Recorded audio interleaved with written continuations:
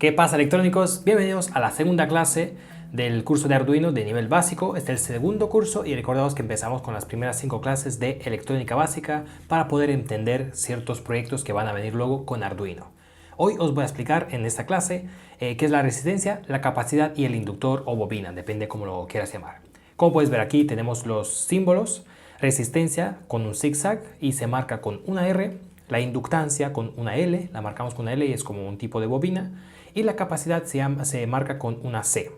La resistencia se mide en ohmios, la inductancia en henries y la capacidad en faradios. Así que vamos a ver uno por cada uno por separado qué son estos componentes. Bien, empezamos por los más básicos.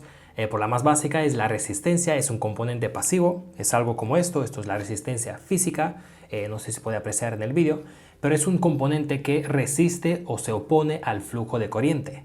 El símbolo es un zigzag así, esto es el símbolo anterior, el símbolo, bueno, el más común, y ahora en ciertos programas de edición de circuitos también nos aparece como un cuadrado, un rectángulo. Entonces podéis utilizar los dos. Y la forma que tenemos de una resistencia en formato DIP, en formato True Hole, es esta de aquí. Tenemos esta resistencia, que esto es para soldar los pines a través de unos agujeros en nuestro circuito, pero también tenemos la versión SMD, que es un cuadradito, que son estos de aquí de la esquina, y estos cuadraditos se sueldan en la superficie, se llaman SMD, de Surface Soldering Component. Entonces se sueldan en una superficie plana, en cambio estos atraviesan la superficie. Entonces, ¿qué tenemos que saber de este componente? Es un componente que limita la corriente, tal como dice aquí, frenando el flujo libre de circulación de las cargas eléctricas o de los electrones. O sea, este componente lo que va a hacer es frenar el flujo de esos electrones, flujo de corriente. En cuanto mayor es el valor de esta resistencia, pues menos corriente va a fluir. Entonces, ¿cómo sabemos el valor de este componente? Pues lo podemos saber midiéndolo con el multímetro, pero si no sabes en los valores DIP, en los valores de True Hole como estos, tendremos unas varitas de colores. Aquí en la imagen se ve mucho mejor. Tenemos 4 varitas. En la primera cinta de aquí, de la derecha, es la que nos marca la tolerancia de la resistencia. Eso es cuánto podría variar, cuánto por ciento podría jugar el valor. Lo importante son las primeras 3 líneas. Las primeras 2, esta de aquí y esta de aquí, crean un número de 2 dígitos, y la última os enseña por cuántos ceros lo tienes que multiplicar, cuántos ceros tienes que añadir al final. Vamos a ver un ejemplo. En este caso esta resistencia tiene el color negro en la primera línea, rojo y verde. Eso quiere decir que vamos a la primera línea y elegimos negro, que representa un 0, o sea, nada. Luego vamos con la segunda raya y es un rojo, o sea, un 2. Cogemos el 2 y luego lo multiplicamos por ¿cuántos ceros? ¿Cuántos ceros le añadimos? Pues vamos a la segunda, que es verde, y en este caso le añadimos 5 ceros, o sea 100.000. Serían 2 por 100.000, 200.000 ohmios, que son 200K. Quiere decir que esta resistencia tiene 200K. En caso de que sean como estas, SMD, que son muy pequeñitos, veréis que encima tienen unos numeritos. Se ven mucho mejor aquí en la foto. ¿Y cómo se leen estos numeritos? Pues venimos siempre a la última cifra, que la última es la que marca cuántos ceros añadimos a los otros números que están en el lado izquierdo. En este caso, la primera es un 0, o sea, 0 ohmios. Pero en este caso tenemos 3, 4 y un 3. Eso quiere decir 3, 4, o sea, un 34, con 3 ceros después, o sea, 34.000. Esto es 34.000, que en valores de K serían 34K. Porque recordaos, K representa 1000, M representa 1.000.000. Entonces en este caso tendríamos 34K ohmios. Pero ¿y qué pasa aquí? Nos fijamos que hay 3, o sea, representa 3 ceros, pero el número ya es de 3 cifras, que es 432. En este caso tendríamos 432 con 3 ceros, o sea, 432.000 o 432K. Hay a veces que os va a salir una R, representando que es a nivel de ohmios, no de kilo ohmios ni de mega. 38R1 quiere decir 38 ohmios, 1, o sea 38,1 ohmios. Pero si hay una K, por ejemplo aquí es 3K2, serían 3 ohmios, 3 kilo ohmios y 200 ohmios, o sea 3,2 kilo ohmios. Si fuera un 5K3 serían 5,3 kilo ohmios. Bien, electrónicos, os he dicho que vamos a hablar de estos componentes en función de lo que los vamos a utilizar nosotros con el Arduino. O sea, esta resistencia, la capacidad y la bobina podrían hacer en circuitos básicos muchas más cosas, pero nosotros nos vamos a limitar a unas cuantas cosas para estos ejemplos. Por ejemplo, vamos a utilizar resistencias para crear el pull-up y el pull-down en un botón.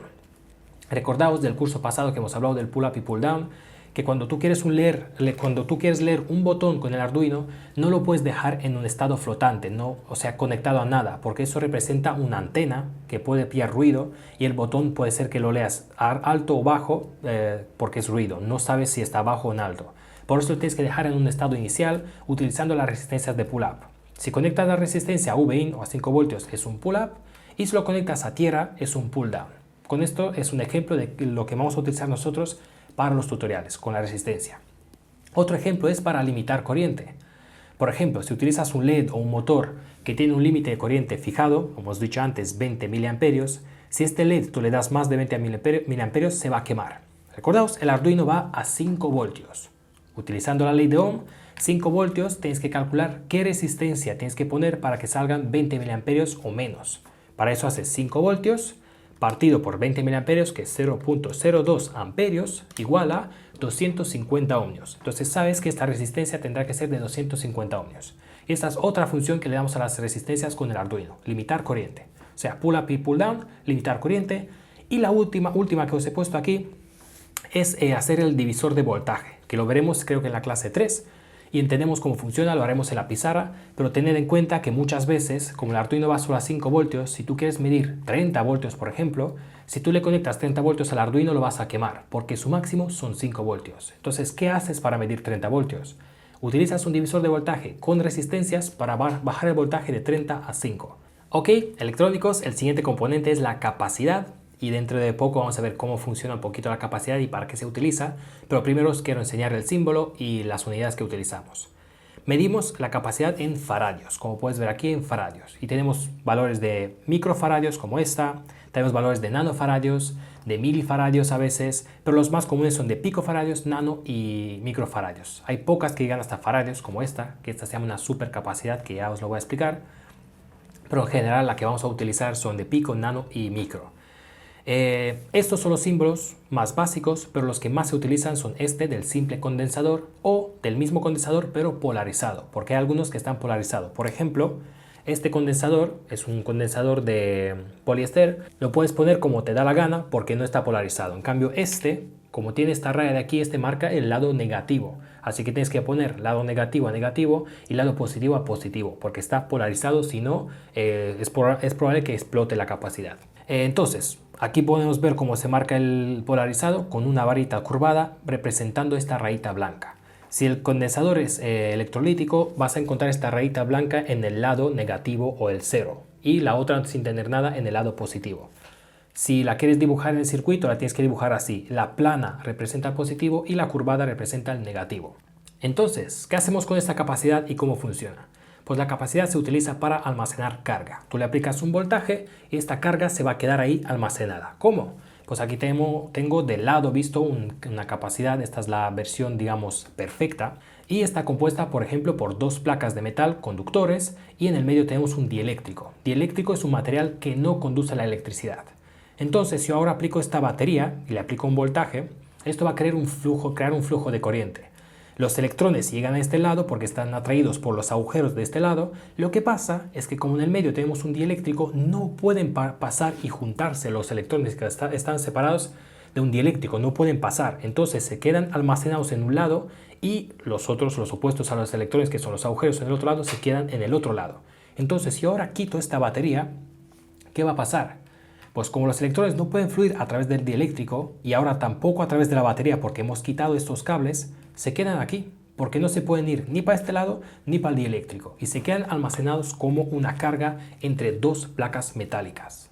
Bien, entonces como en el caso de la resistencia, ¿para qué vamos a utilizar nosotros estas capacidades con el Arduino? No en circuitos básicos porque la podemos utilizar para radio, para circuitos de amplificación, para conversores de potencia. Ahora os voy a dar ejemplos para utilizarlos con circuitos con el Arduino.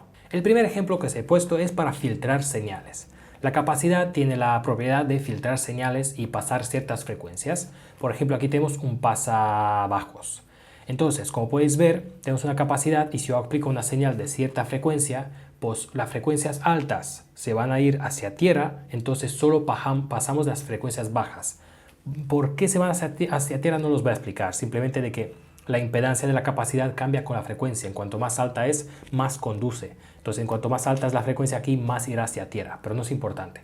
La idea es que lo podemos utilizar para filtrar señales, como por ejemplo señales que vienen del exterior, es algo analógico, lo quieres filtrar un poquito para que el Arduino lo lea mejor, o filtrar una señal de salida. Tú aplicas una señal PWM y la quieres filtrar para que sea un valor estable DC. También podemos almacenar carga. Os he dicho que es como un pote donde tú puedes poner carga y utilizarla cuando sea necesario.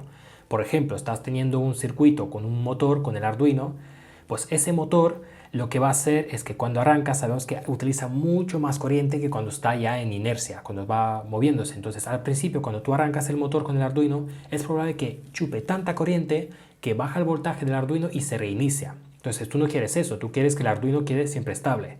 Por eso le pones una capacidad de la entrada que se carga con el voltaje de 5 voltios y cuando el circuito o el motor pide más corriente, chupa mucha más corriente al principio, ese picotazo en vez de bajar la tensión del Arduino, la capacidad puede dar carga mucho más rápido. Entonces le da esa carga por un pequeño corto de tiempo y luego cuando el motor está en marcha, pues utiliza la carga que viene del circuito. Pero lo utilizamos para almacenar carga y luego darla mucho más rápido.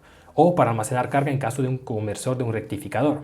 Nosotros tenemos entrada AC, tenemos estos pulsos y los pulsos van cargando una capacidad y suavizar la salida. Almacenamos la carga DC en nuestra capacidad y luego esta la aplicamos al circuito para alimentar todo el circuito.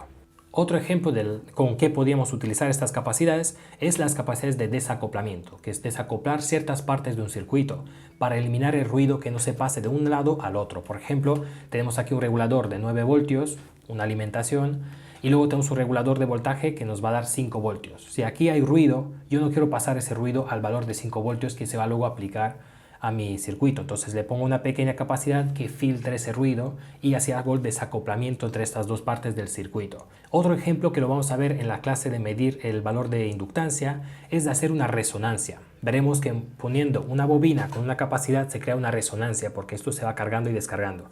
Entonces veremos un ejemplo con Arduino cómo medir inductancia utilizando este término de resonancia, también utilizando capacidades. Muy bien, el último componente que vamos a ver en la clase de hoy es el inductor o bobina. Primero de todo, estos son los símbolos que utilizamos normalmente. Si en la bobina es solo el alambre, solo el cable, como esta de aquí que no tiene un núcleo, como esta de aquí, esto es una bobina pequeñita, bueno, no se va a ver, da igual. Como esta bobina, si no tiene núcleo, la enseñamos así, como una bobina normal. Si sí que tenemos núcleo, si es de metal, ponemos 2 barras. Si es un núcleo de ferrita, como por ejemplo esta de aquí tiene un núcleo de ferrita, es otro tipo de material que conduce muy bien los campos magnéticos, pues ponemos unas barras punteadas. Y si es una variable, como esta otra pequeñita de aquí que tiene un tornillo, pues ponemos la flechita. Esto es el símbolo que utilizamos. En el sistema internacional, la unidad para medir las inductancias es un Henry. Los Henry se marcan con una H y pueden ser milihenry, microhenry, hasta Henrys, depende de la bobina si es muy grande.